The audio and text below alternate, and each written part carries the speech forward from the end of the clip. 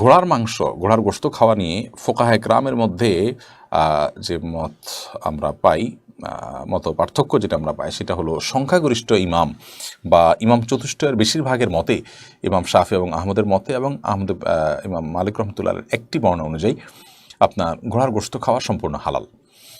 আর ইমাম আবু হানিফা রহিমাহুল্লাহর মত অনুযায়ী ঘোড়ার গোশত খাওয়া মাকরুহ, বিশেষ করে যখন ঘোড়ার গোশত খাওয়ার ফলে আপনার যুদ্ধ বিগ্রহের জন্য ঘোড়া ব্যবহার হয় এবং ঘোড়ার যে মূল উদ্দেশ্য বাহন হিসাবে তাকে আল্লাহ রাব্বুল আলামিন তৈরি করেছেন।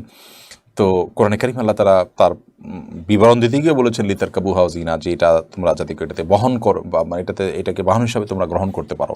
আল্লাহ রাব্বুল আলামিন এর আয়াত থেকে বোঝা যায় এটা মূলত বাহন। অতএব সেখানে সংকট তৈরি হতে পারে, সেই জায়গা থেকে এটাকে মাকরু বলেছেন তারা। তাও মাকরুটা আবার মাকরুহে তানজিহি, অর্থাৎ জাস্ট না খাওয়া ভালো এতটুকু, মানে খেলে হারাম হবে এটি কারোর মতেই কিন্তু নয়। আর যদিও অনেক ওলামায়ে কেরামের মতেই, যেমনটা বললাম যে সংখ্যাগরিষ্ঠ আলেমদের মতে জায়েজ এবং হানাফি মাযহাবের অনেক ইমামদের মতে এটি জায়েজ।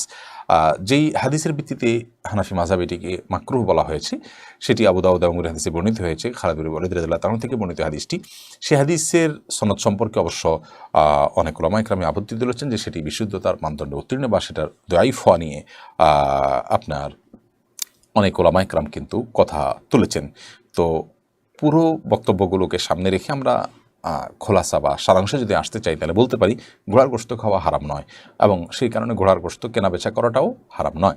এটাকে যদি আপনার কেউ খান এবং এটাকে বাণিজ্যিকভাবে যদি কেউ আপনার বিপণন করেন তাহলে সেটি হারাম হবে না।